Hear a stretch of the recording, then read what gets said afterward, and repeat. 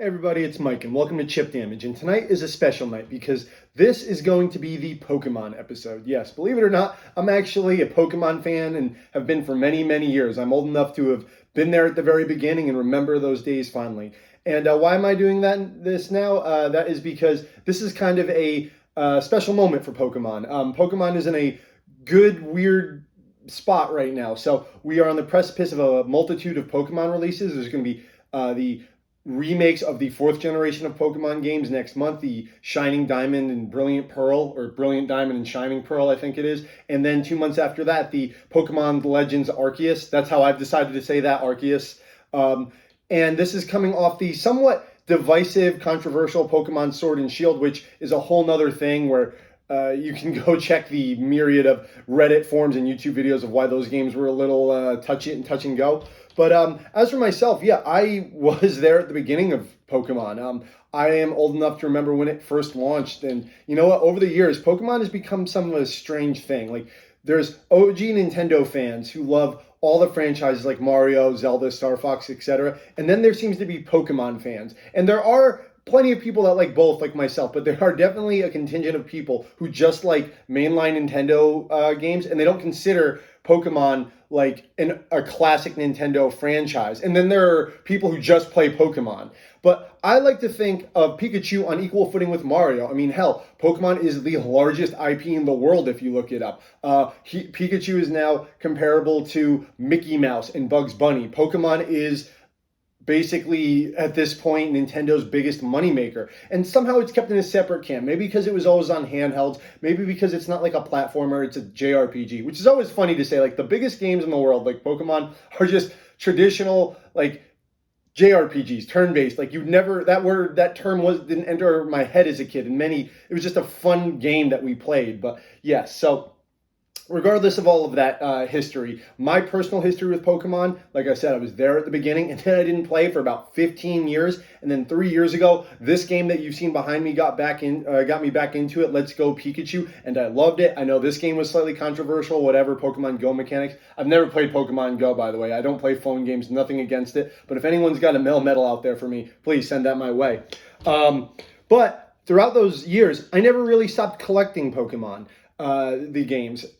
Every time there was a new generation, I'd like to try to snatch at least one of the two games up just to kind of put them on the shelf and say, hey, I'll play them later. And that's how it kind of was. Like I said, when I was 9 years old in 1998, Pokemon was launched on the world. It's really hard to describe to anybody who's younger or wasn't there, who wasn't into it at the time, but it was one day. Some kids had a Game Boy, and some kids played like Tetris and Mario Land Golden 2, Super Mario Land, 6 golden coins on it. And then the next day, boom, everyone had a Game Boy and everyone needed Pokemon. It was like that. Like, the show just started and it was on episode 56 of the anime. Everyone had the cards. The speed of which it took over the world cannot be overstated. Pokemon has never left the public consciousness. It's bigger than ever. I took a trip to Japan a few years back, and I'll tell you, Pokemon is ubiquitous there as Marvel Comics is, hell, as professional sports is here in the United States. Like, Pokemon is everywhere. Every major town and city had a Pokemon Center, which I made sure to visit and buy plenty of merch from, like these two friends that you see on the side of me here. By the way, if you ever want to see my Pokemon merchandise collection, the stuff I brought back from Japan in a video, please let me know.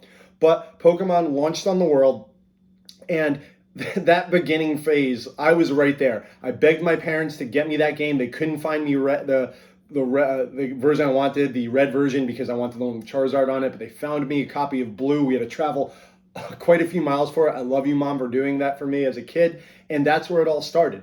And then it all started from there. And now that I'm really getting back in the franchise before the launch of these 3 titles, I want to go over this collection because as I was looking through eBay, Amazon, pricecharting.com, I realized these games are super expensive. And it's not because they're rare.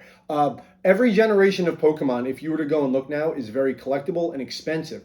And it's because people want these games. People keep these games. They transfer the Pokemon from one generation to the next. You got to catch them all. And the only way to really do that is to kind of have them all. Because Nintendo has been pretty good with allowing you to transfer your Pokemon from old games and new ones. There's hitches with the Virtual Console. There's Pokemon Transporter, Home, and Bank, and it's a little obtuse, but they've been doing their best to make sure that you can bring most of your old Pokemon to the new ones, and people keep them. They're special, they're circulated, and now it is very hard to collect for. Luckily, I had most of them from the very beginning, and I kept them in relatively good shape, and that's really what I want to talk to you about tonight. So without further ado, sorry for that very long introduction, but I just had to spiel a little bit about my history with Pokemon.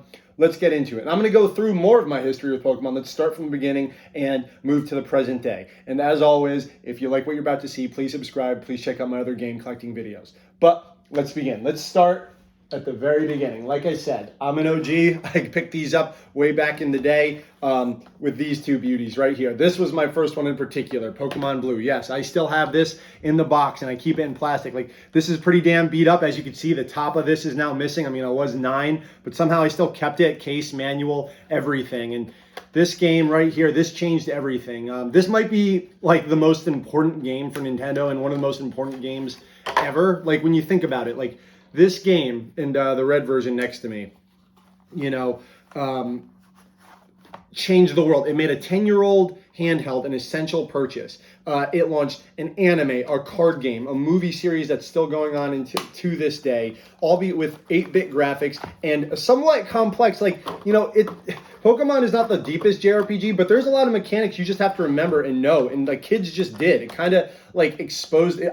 I think in a lot of ways it was my first JRPG. I think it was a lot of people's first JRPG, and yeah, the same deal with Red. As you can see here, the top is missing, but I still got case, manual, which these are quite expensive now. Like, the cartridge alone goes for like $100, but for the box, even in the manual, like I have here, even in the somewhat damaged condition, these go for quite a bit of money just for nostalgia. I mean, you can download these games easily on the 3DS Virtual Console, which is fantastic. But people like having these hard copies for nostalgia's sake. And unfortunately, the batteries in these games and all Game Boy games eventually do die. The little watch batteries inside. But from my understanding, it's fairly easy to fix, to replace. You will lose the data, but at least you can play it on the OG hardware. And man, so many hours. I did collect them all, by the way. I'll never forget this. I was able to get all 150 Pokemon because my best friend had red and I had blue. We swapped back and forth. And I knew one kid who had a Game Shark. If you guys don't know what that is, you're too young. Who was able to get a Mew and trade it to me. But he named that Mew Asswipe. And if you don't know, in Pokemon, when a Pokemon is traded to you, you can't change the nickname. So I had my Mew Asswipe with me for years and years and years until the battery died in this. And yeah, Red and Blue, launched it right here. But what's in slightly better shape, which came out a year later in 1999, is my copy of Pokemon Yellow. Yes, this was an enhanced version of Pokemon Red and Blue that was kind of adapting elements of the anime into the game. This one was very popular. I mean, that anime was just through the roof. Pikachu was a mainstay. Like, you had to have Pikachu follow you around in this game. So this was kind of like a beloved version. I think this goes for even more than Red and Blue in many cases. And like I said, I have this in pretty good shape, case, manual, everything. And these cases, by the way, that you see, you can get these very easily on anywhere like eBay, Amazon, Etsy. You just type in like game protectors. You can get like they're like 50 cents to $1 a pop, and considering that Game Boy boxes kind of melt, these are great for like Game Boy or NES games or anything like that. But right here, here's the gen. These 3 games that made a 10-year-old console the most sold console at the time, the most needed thing: Red, Blue, Yellow. These are very special to me. I miss these. I mean, just like that old Pokemon art, that sketchy art. You know, you have Red. It's not Ash, it's Red. Remember the Pokemon trainer, like Snorlax, Cubone on the side, Gengar, like sneering. Like, it's these are the best. If you can't see, yeah, like that little Gengar right on the top. These are special to me. But moving on, we go to, yeah, yet again, crying Cubone. Just gotta look at that. 3 crying Cubones. Moving on to my favorite Pokemon game, at least the one that I have the most fond memories of because I put the most time into, and that is right here, Pokemon Gold. Yeah, I'm one of those guys. I'm a Gen 2 lover, an apologist, if you will, and my version was Gold, and I do have a copy of Silver here, but this was the one right here. Pokemon Gold came out in 2000, and you know, this game was rumored about. The internet was early. Like, you would just see like sketches and like leaked screenshots and Japanese magazine scans of like new Pokemon. You're like, no, they're fake. There's no way these can be real. Like, like they're making more like, the Poke Gods we used to call them. Like, what's this weird Pokemon going to be? Is that the Pokemon Ash on the first episode of the anime? And man, I love these games. And you know what? There is a kind of thought process out there that there's a large group of people who think Gen 1 and 2, particularly 1, that they're the best. And like, there's like, oh yeah, Gen 1 and 2 never got better than that. And those are just old heads who are like stuck in the past, didn't play the later ones. They're overly nostalgic. And there's a bit of truth in that. But there's also the reason why that most OG fans like myself, there's a perception out there that we think we're better because we were there at the beginning, red, blue, we played the old ones. And look, the only reason that conception is out there is because it's true, all right? You guys just don't understand. You had to be there at the beginning. If you were there at the beginning, you're a little bit better than the fans who came later. No, I'm kidding. But it was great to be there at the very beginning with the Game Boy games. And there was one final Game Boy game. And in my collection hunting, my price checking, I see that this is actually the most expensive of the Game Boy games. This is the Game Boy Color exclusive Pokemon Crystal. Yes, you needed a Game Boy Color, not a standard Game Boy or Game Boy Pocket to play this. This was, much like Yellow, an enhanced version of Gold and Silver with some new animations for the Pokemon. The storyline in this game allowed you to catch one of the legendary Pokemon that you see on the cover, Suicune, a little bit easier, involved them in the story. Allowed you to play as a female for the first time. This one's really beloved. This one was the best of, well, at least the most advanced of the Game Boy Color ones. And I've seen this go for in box like I have here up to $600, $700, which is just insane to me. I mean, these games are, yet again, all completely downloadable on the Nintendo 3DS eShop. I suggest you do. I think they're like $7, $8, $9 in the US dollars. Like, so worth it. They're little 8-bit JRPGs. They're going to be a little rough. They're going to be a little archaic if you never played them, but they have a charm. And I believe, if I'm not mistaken, a lot of the team that helped make Earthbound went on to kind of help in the development of this game. And you kind of feel that. Like, it was kind of there in the background. I know the late, great Satoru Iwata helped program these games in particular to help fit them onto these cartridges, because if you don't know, Gold, Silver, and Crystal are massive games, and they're classics. I love them. But yes, I'm lucky enough to have all three of these, my favorite Pokemon games. At least at the time, and the ones I hold nearest and dearest to my heart, with the box manual in pretty decent condition. The Gold's a little rough. That's the one I played the most. But moving on from that, this is kind of the point in my life after Game Boy Color, the end and the advent of the Game Boy Advance. I kind of stepped away from Pokemon. I did not get a Game Boy Advance. I was a weirdo. If you haven't seen my prior video, who got a Neo Geo Pocket Color, I did a whole video on that. Please check that out if you're interested. That was an alternate handheld made by SNK. I got that because that had Sonic Pocket Adventure on that, and it looked really good at the time. I wanted it. I'm like, oh, that has Sonic and it has fighting games on it. Let me get that. So I kind of missed out on the Game Boy Advance for years and years and years. So I had to go back and get these later, and these are very sought after now. I got these about 10 years ago, just while collecting. Like, let me grab these and give these a shot. This is, of course, the first generation on the Game Boy Advance, the Nintendo's 32-bit handheld, the Ruby and Sapphire games. Yes, so these games, very similar to the prior ones, but, it was a new generation. They looked better. You can yet again play as a male or female. There was double battles. You got a whole new region. These were great. These are also going for quite a bit on the resale market as well. Normally, without any downloads of the virtual console of the game, you can still get a Pokemon right out of these and transfer them to the most recent games, Sword and Shield or Let's Go Behind Me. Like, yes, these games came out in 2002, I believe, in the US, and you can actually transfer your Pokemon from your Game Boy Advance to your DS, to your 3DS, to your Switch, and keep that Pokemon with you, which is pretty cool. The batteries in these eventually kind of wear out too, but it just kind of messes with like the day-night cycle and like timed events. But yeah, Gold, Silver, and Crystal got that nice acrylic art, keeping these real. I kept, like I said, I just came across these collecting years ago, and they were in fantastic shape with the box, so I just got lucky with these, complete with the case, manual, all that, and that really shoots up the value of these. And of course, there was an enhanced version of that as well, Emerald, which kind of incorporated story elements of both Ruby and Sapphire. If I didn't mention, the story of Ruby and Sapphire, they differ slightly, which is kind of different than the prior generations. This kind of brought it all together, added some new bells and whistles, added some nice graphical touches, focused more on the Pokemon that you see in the cover, Rayquaza. Yet again, this is a fan favorite. This is like the Crystal of the Game Boy Advance generation. People kill for this one. I can see why. This is a great game. But moving along, between Ruby and Sapphire, but before Emerald, they re-released the original generation of Pokemon with not red and blue, but red and green. In particular, Fire Red and Leaf Green. And unfortunately, I only have Leaf Green here, but I'm lucky to have this with the case and manual. So yet again, this is the first generation of Pokemon Red and Blue remade on the Game Boy Advance with all the bells and whistles that includes, new Pokemon, new graphics, getting to play on a better screen with the Game Boy Advance.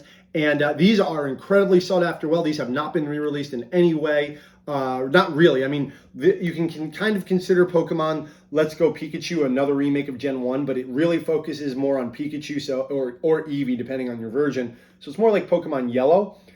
This game is straight up like Red and Blue with some of the new Pokemon from the third generation. So this is kind of like the biggest version of Generation 1 in a way. So I don't know if that's the best. There are three versions of Generation 1. There's the original 8-bit, there's the 32-bit, and then there's a Switch version. So take your pick, but these are incredibly sought after. I don't have Fire Red. To get Fire Red at this point in box is like $500. Leaf Green goes for that much in box. Just about as well. I'm lucky to have this version. I came across this about 10, 11 years ago too, well after its prime. Played it for a bit, loved it. But yeah, they went with Fire Red and Leaf Green, if you don't know, because Red and Blue in Japan was originally red and green, and blue was like a special edition. Yeah, like red and green were the main versions in Japan. You know, Christmas colors for us Westerners. But red and blue is just I can see why they changed that. Like, it's so much better in a lot of ways. Like, those are kind of seen as like opposing colors, like primary colors, like Charizard and Blastoise. And given that Blastoise has an advantage on Charizard, it just like the rivalry between like Venusaur and Charizard just isn't there. So it's like, I'm glad. But they brought back the original Japanese version for the naming anyway convention for Leaf Green and Fire Red, the Game Boy Advance releases. And that does it for that generation. I missed that in Generation in its entirety in its prime. I had to go back and play them a bit later on.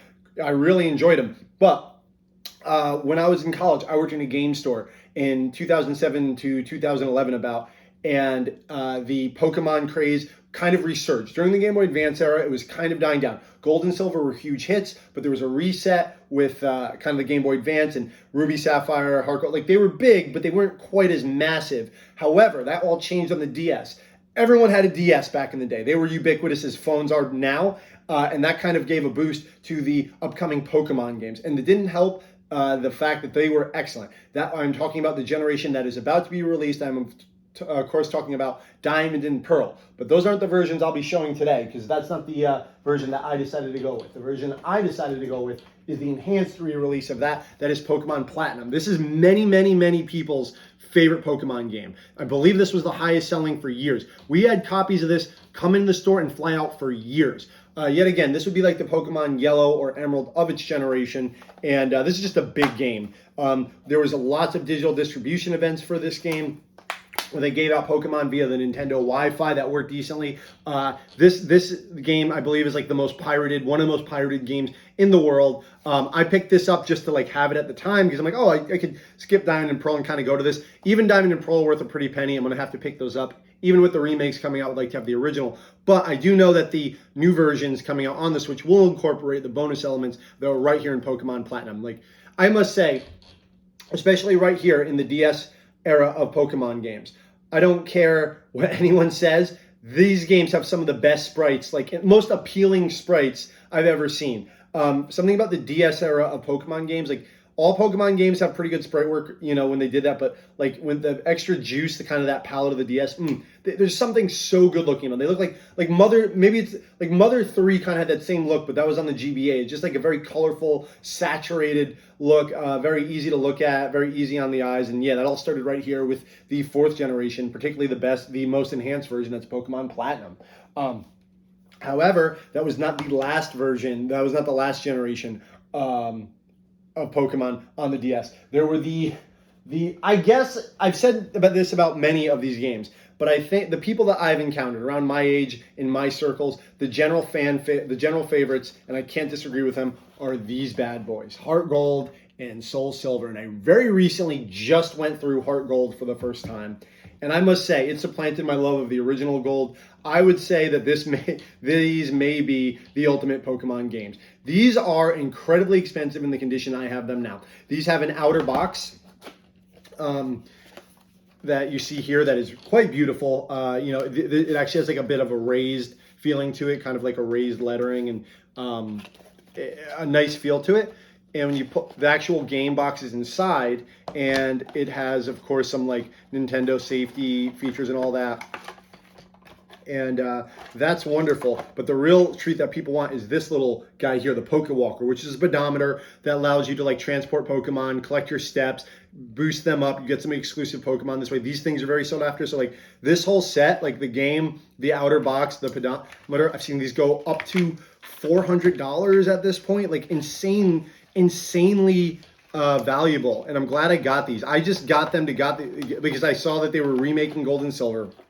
I'm like, I'll get these and play these eventually. Eventually ended up being like 12 years, but I got to it, and I love them to death. It takes all the good elements of Gold and Silver, the huge size of the world, the great Pokemon roster, adds the new roster of Gens 3 and 4 to it, allows you to transfer everything, and just gives it a new fresh coat of paint. I love these games. As of right now, Heart Gold, this is my favorite Pokemon game. It took all the stuff of the new and the old. I think it's just the environments of Johto, the Gen 2 Pokemon area that I love so much. Ho-Oh, top 5 Pokemon. I know it's kind of crass to say that a legendary is one of your favorite Pokemon, but he's a badass bird with a pompadour. Like, he's got an attitude. I love it. Though I do have a soft spot for Lugia. But right here, yeah, Pokemon Heart Gold and Soul Silver. I strongly recommend these. Unfortunately, they're not downloadable anywhere. You do need to get a hard copy of this to play it legally, and that can be quite expensive. But I tell you, if you need to get one, if you have a few extra bucks, you can only get one of the DS entries. I do strongly suggest these ones. It's the full package, Heart Gold and Soul Silver.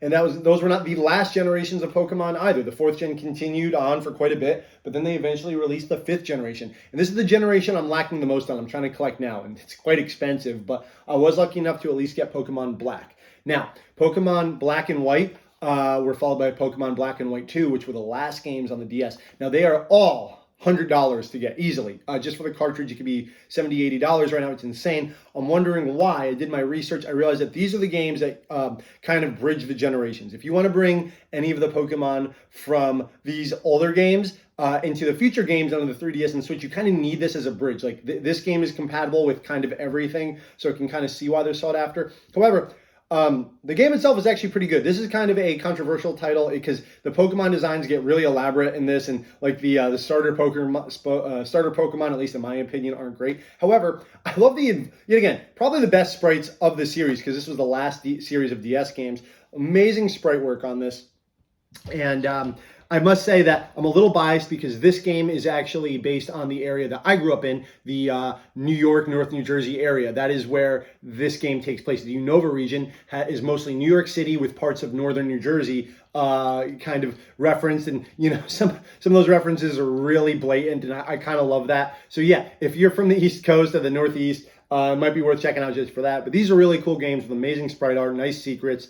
And it's kind of the series that you need. It could be anyone, Black 1, Black 2, White 1, White 2, that can bridge the whole series together and bring them all together if you're interested. But as a collecting note, like I said, these are very expensive. All of these are, but these seem to be like particularly hard to get complete at a good price.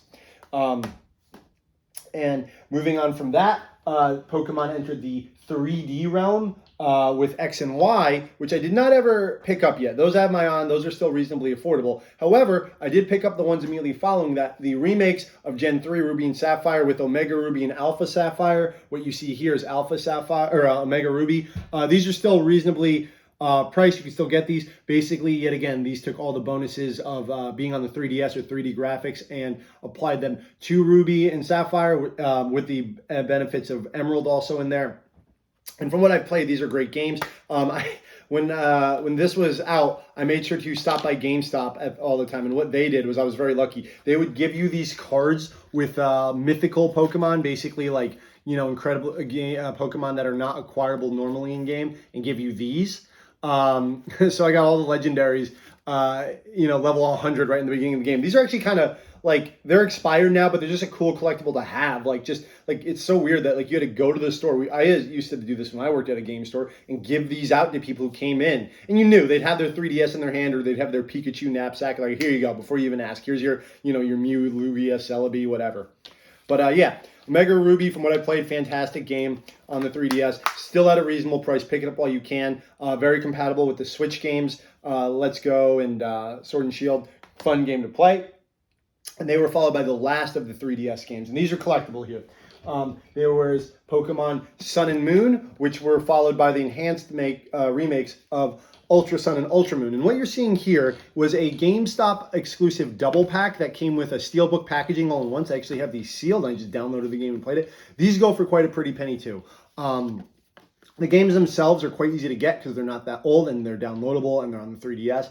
But this set was not very well advertised. Like I said, this was a North American GameStop exclusive. They did it for both versions a year apart. On the inside of these is a steelbook, and it comes with both games. So I've seen these go for a pretty penny. I'd like to kind of keep these as collectibles. These are fun games. These are like not my favorite Pokemon games. They can kind of get a little long in the tooth, but there's some great new designs in here. And it was the last of the 3DS, so it was kind of pushing the hardware. Alolan forms are fantastic. I love Alolan Pokemon. Alolan Pokemon are like Hawaiian versions. These games are based on the region of Hawaii. Like they're like Hawaiian versions of Pokemon. So like Raichu is surfing on his tail. I love that. For whatever reason, Sandshrew is like made out of snow and ice. Fantastic game, little games. And the last of the truly handheld Pokemon games. And yeah, that kind of brings us to the Switch era.